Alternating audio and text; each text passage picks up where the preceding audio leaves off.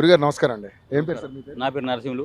Narasimhulu. Okay. ఇక్కడ లోకలేనండి? లోకలే Sangareddy. Sir ఏం లేదు సార్, వచ్చిన సర్వే చేస్తున్నాం. ఎందుకంటే మనకి తెలంగాణ రాష్ట్రం ఏర్పడి 12 ఏళ్ళు చిల్లర అవుతుంది. ఫస్ట్ 10 ఏళ్ళు బీఆర్ఎస్ ప్రభుత్వం అధికారంలో ఉంది. ఇప్పుడు కాంగ్రెస్ ప్రభుత్వానికి అధికారం ఇచ్చారు ప్రజలు, తెలంగాణ రాష్ట్ర ప్రజలు. సో ముఖ్యంగా మీ సంగారెడ్డి నియోజకవర్గంలో ఇక్కడ జగ్గారెడ్డి గారు కాంగ్రెస్ పార్టీ నుంచి, అలాగే ఇప్పుడు ప్రస్తుత ఎమ్మెల్యే బీఆర్ఎస్ చింతా ప్రభాకర్ గారు. సో ఏంటి సార్, అంటే గత 10 ఏళ్ళు పరిపాలించినటువంటి బీఆర్ఎస్ బాగా పనిచేసిందా, ఇప్పుడు కాంగ్రెస్ బాగా పనిచేస్తుందా? ఈ రెండింటిని పోల్చి చూసుకుంటే ఏది బెటర్ అనిపిస్తుంది? ఇక్కడ జగ్గారెడ్డి వర్సెస్ చింతా ప్రభాకర్ ఎవరు బెటర్ అనిపిస్తుంది? బెటర్ అంటే ఏంటంటే రాజకీయం ఎట్లుంటుందంటే సార్, ఈరోజు అంతా స్వార్థం కోసమే పనిచేస్తున్నాడు కనిపిస్తుంది. ఎందుకంటే ఏ పార్టీ అధికారంలోకి వచ్చినా వాళ్ళ స్వలాభం కోసం, స్వలాభాల కోసమే పనిచేస్తున్నారు తప్ప ప్రజల గురించి వాళ్ళు ఆలోచన చేయడం చాలా అరుదు. ఓకే. ఎందుకంటే ఇప్పుడు ఎన్నో సంక్షేమ కార్యక్రమాలు ప్రవేశపెడుతున్నది గవర్నమెంట్, దాన్ని అమలు చేస్తున్నది. సరే ఈ గవర్నమెంట్ వచ్చి 2 సంవత్సరాలు అవుతున్నది. సరే ఎన్నో ప్రజా సంక్షేమాలను ఇంప్లిమెంట్ చేస్తున్నది. 6 సూత్రాల కార్యక్రమాన్ని కానీ ఇంకా ఎన్నో. సరే ఇప్పుడు మటుకు ఆర్థిక పరిస్థితి చాలా ఘోరంగా ఉన్నది. ఎందుకంటే ఆ గవర్నమెంట్ లోపల ఉన్న నిధులన్నీ నాశనం పట్టించారు వాళ్ళు. మరి ఇప్పుడు ఈ గవర్నమెంట్ వచ్చిన తర్వాత వీళ్ళకి చాలా ఇబ్బందులు ఎదురవుతున్నాయి. ఎందుకంటే ఆర్థిక ఇబ్బందుల వల్ల ఆర్థిక డెవలప్మెంట్ కూడా కొద్దిగా కష్టమే కదా, కుంటుపడ్డది. అది ముఖ్యమైన విషయం. ఎందుకంటే ఇప్పుడు ప్రతి దానికి డబ్బే అవసరం కదా. అభివృద్ధి కార్యక్రమం రోడ్లు వేయాలన్నా, ఇప్పుడు ఏ ప్రాజెక్ట్ కట్టాలన్నా, ఎనీ గవర్నమెంట్ ఎంప్లాయ్మెంట్ కావాలన్నా, ఆర్థికంగా ముందుకు పోవాలన్నా పైసలే కావాలి. మరి అది లేకపోతే మనం ఏం చేయలేము కదా.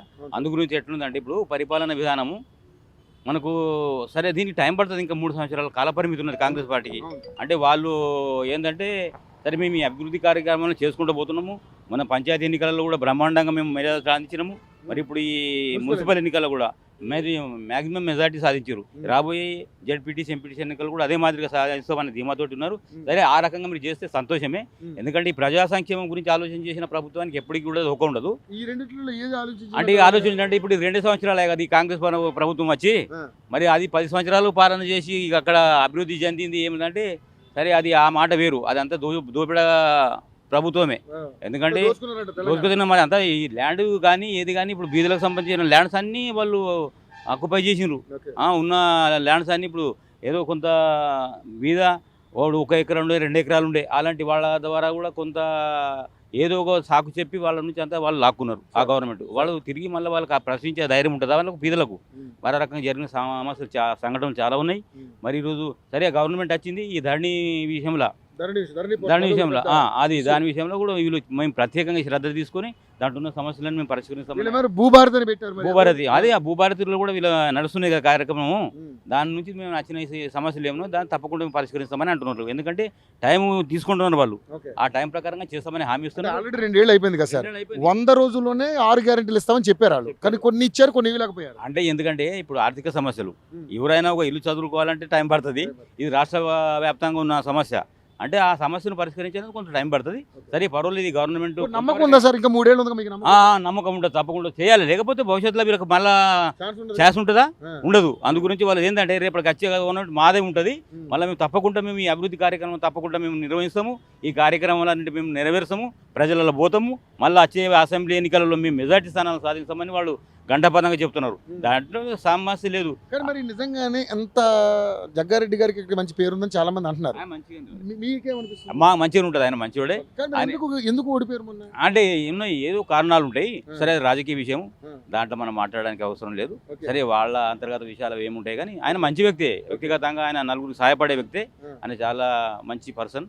ఎందుకంటే ఎవరికైనా ఆపద ఓడిపోవడానికి కూడా కొన్ని కారణాలు ఉంటాయి కదా సార్. ఏంటనేది తెలుసుకుంటేనే కదా ఇప్పుడు మనం నెక్స్ట్ అంటే ఉంటుంది. ఇంకా రాబోయే ఇప్పుడు అదే ఎమ్మెల్యే ఓడిపోయినంత మాత్రం కాదు, ప్రజలలో ఆయనకు ఏంటంటే ఉన్న ఇమేజ్ తగ్గలేదు ఇంకా. అరే జగ్గారెడ్డి అంటే ఆయన ఒక మాస్ లీడరే.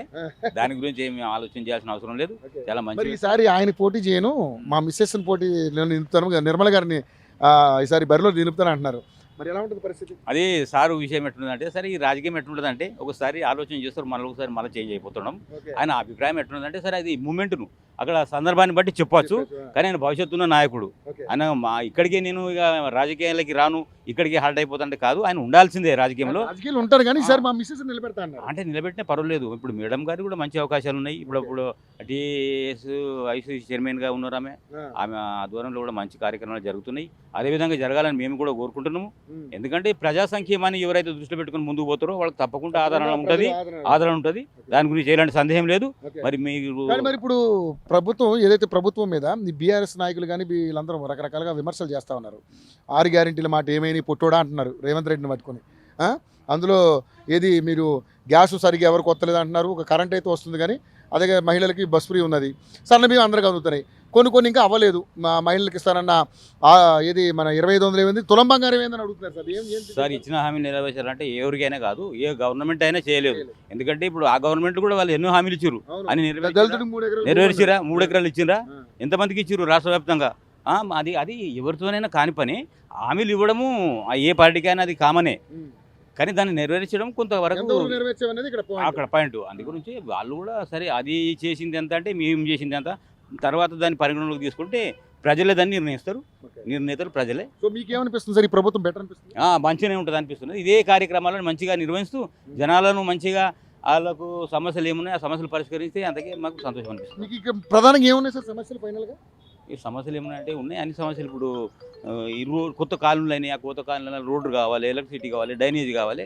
అవన్నీ గురించి కూడా వాళ్ళు మొన్న మున్సిపల్ ఎన్నికల్లో హామీ ఇచ్చారు. వాళ్ళు తప్పకుండా నెరవేరుస్తామని అన్నారు. అయితే తప్పకుండా నెరవేరుస్తారని మాకు కూడా నమ్మకం ఉన్నది. చేస్తారు వాళ్ళు, ఎందుకంటే వాళ్ళ గవర్నమెంట్ ఉన్నది ఆల్రెడీ. అయినా మన జగరెడ్డి సార్ కూడా ఎట్లుంటుందంటే ఆయన పట్టిన పట్టు విడువాడు. ఆ తెస్తాం నిధులు అంటే తప్పకుండా తెచ్చే వ్యక్తి, తప్పకుండా తెస్తాడు. ఈ సమస్యలను పరిష్కరిస్తాడు. రాబోయే కాలంలో మళ్ళీ వాళ్ళు ప్రభుత్వాన్ని ఏర్పాటు చేస్తారని నాకు ధీమా ఉన్నది. అంతే. Okay, thank you sir, thank you so much.